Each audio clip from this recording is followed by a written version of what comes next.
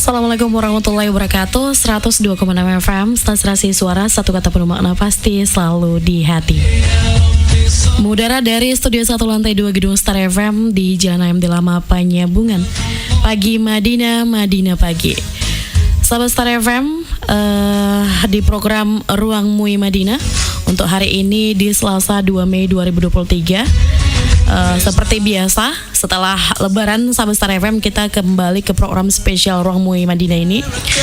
Kali ini sudah hadir bersama kita narasumber yang luar biasa sekali, salah satu ketua komisi di MUI Madinah. Untuk lebih lengkapnya sahabat Star FM, nanti kamu boleh bergabung bersama kami untuk tema hari ini mengenai istidraj dalam Islam. Dan sahabat Star FM bisa mendengarkan kami melalui live streamingnya di www.starfmmadinah.com. Untuk bergabung nanti SMS dan WhatsAppnya di 0812 9172 1177. Dan sahabat Star FM juga bisa langsung melihat kami di fanpage Facebook kami di Radio Star 102,6 FM Panyabungan. Untuk Instagramnya di Radio Star 102,6 FM. Untuk menyimak acara ini juga bisa sahabat Star FM di YouTube channelnya nanti di Star FM News Channel. Kamu like, subscribe, komen, dan share. Baiklah sahabat Star FM, kita sapa dulu beliau. Beliau adalah Ketua Komisi Pendidikan MUI Madinah. Assalamualaikum Ustadz. Waalaikumsalam warahmatullahi wabarakatuh. Ya, sahabat Star FM, beliau adalah Ustadz Muhammad Iqbal MPDI. MPDI ya Ustadz ya? Iya. Atau benar, MPD? Benar, MPDI. MPDI. Mbak Ica apa Bu Ica ini? Iya boleh. Sebagai Ketua Komisi Pendidikan MUI Madinah. Nah, mengenai tema hari ini istidraj dalam Islam. Nah, di sini nanti sahabat Star FM boleh bertanya seputar istidraj ini ya, sahabat Star FM. Pertama sekali Ustadz, bagaimana kabarnya tadi? Alhamdulillah khair. Berkah doa kita semua, insyaallah semua dalam baik-baik saja. Mohon maaf lahir dan batin, masih suasana Lebaran ya Ustadz ya. Aidin wal faizin. Iya. Mengenai istidraj itu sendiri, apa sih Ustadz istidraj ini? Istidraj ini ya, bismillah, alhamdulillah, salatu wassalamu ala rasulillah, rabbi zidina ilma warzuqna fahma wa amalan salihah. Ya Fattahu ya Alim ya Razzaqu ya Karim, iftah lana babul ilmi minal Qur'anil Karim. Baik, alhamdulillah, puji syukur kehadirat Allah, salawat beriring salam kehadirat Muhammad sallallahu alaihi wasallam. Terima kasih Mbak Ica untuk waktu dan tempat yang sudah disediakan untuk menyampaikan pesan-pesan agama dari Majelis Ulama Indonesia dalam kegiatan Ruang MUI gitu ya. Yang pada kali ini temanya, saya lihat di jadwal ini temanya adalah pengertian istidraj dalam Islam. Jadi kalau Mbak Ica tadi bertanya istidraj itu apa? Kalau istidrajnya sebenarnya kan sudah cukup familiar di telinga kita, tapi makna yang sebenarnya itu seperti apa? Coba kita ulas pada kesempatan kali ini. Jadi kita coba dulu pendekatan bahasa sebelum nanti kita beralih ke pendekatan yang pengertian yang dimaksud di dalam Al-Quran. Pertama, istidraj berasal dari kata daraja. Daraja fi'il madi yang kemudian ditambahi ain, sin dan ta, yang itu dalam ilmu sorof binanya timbangannya istaf'ala. Ya, istaf'ala yastaf'ilu, masdarnya atau kata bendanya istif'al, maka daraja istadraja yastadriju istidraj gitu. Nah, kalau daraja itu istidraj ini memiliki akar kata yang sama dari kalimat darajah. Jadi derajat. Nah, derajat itu kan tingkatan-tingkatan gitu ya. Jadi daraja itu adalah tahapan-tahapan yang secara berangsur gitu.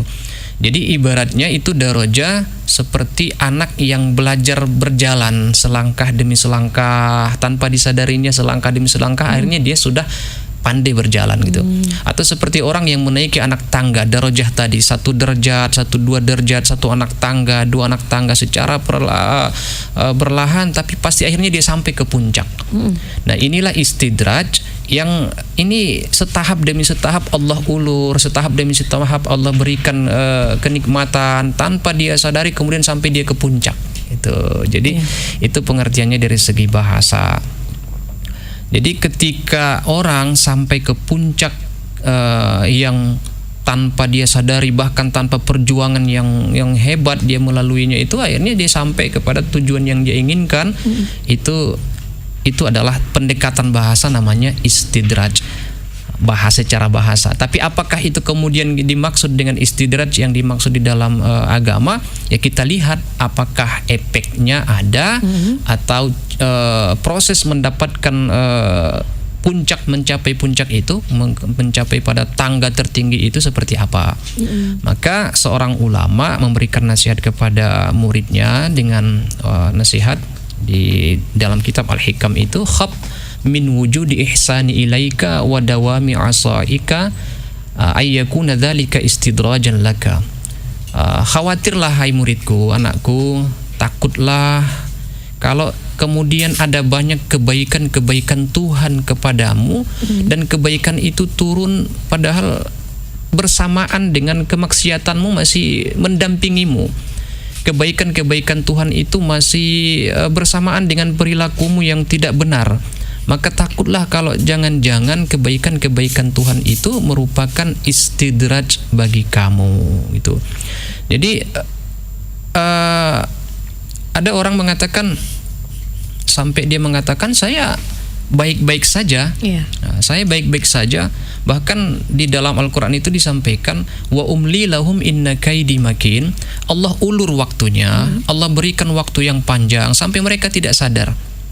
Maka orang-orang yang tidak sadar ini bahkan pada tingkat tertentu dia mengatakan, dia merasa bahwa dia di jalan yang benar. Dia mengatakan Allah bersama saya, Allah tidak marah sama saya, buktinya saya hari ini baik-baik saja. Buktinya hari ini Allah memberikan apa yang selalu saya minta, gitu kan? Kenikmatan duniawi seperti itu. Padahal lalu orang berkata justru si fulan itu lihat hidupnya menderita. Dia bahkan berjuang bersusah payah, dia tidak mendapatkan jabatan itu. Nah saya tidak bersusah payah, tapi saya jabatan itu datang, sehingga dia merasa ini adalah nikmat. Maka persoalan beragama ini cukup kompleks, cukup kompleks. Tidak bisa kita ambil kesimpulan dari satu sisi saja. Dia mengatakan saya tidak minta jabatan kok. Saya tidak peras keringat banting tulang, tidak apa segala macam. Ya rezekinya Allah berikan kepada saya.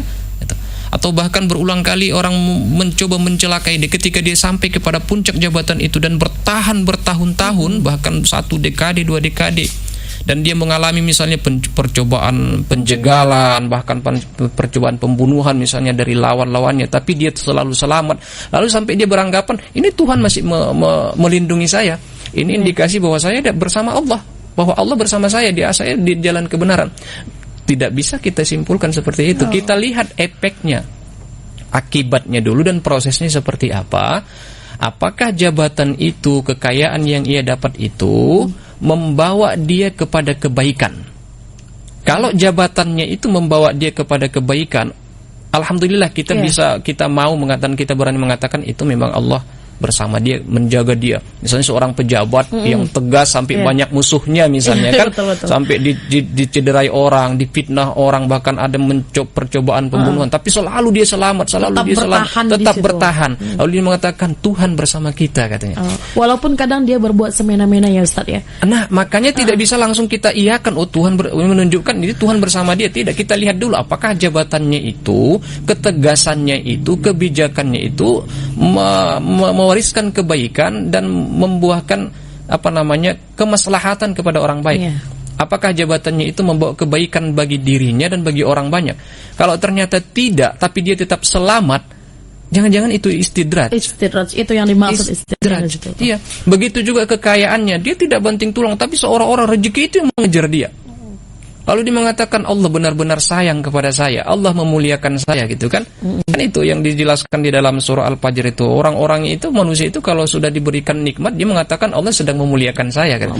Padahal itu juga cobaan hidup ya, kekayaan dia itu ya Ustaz ya. Tapi di satu sisi ketika dia diberikan ujian, wa amma idza mabtalahu rabbuhu, ketika Allah mengujinya dengan kesusahan, maka dia banyak berdoa.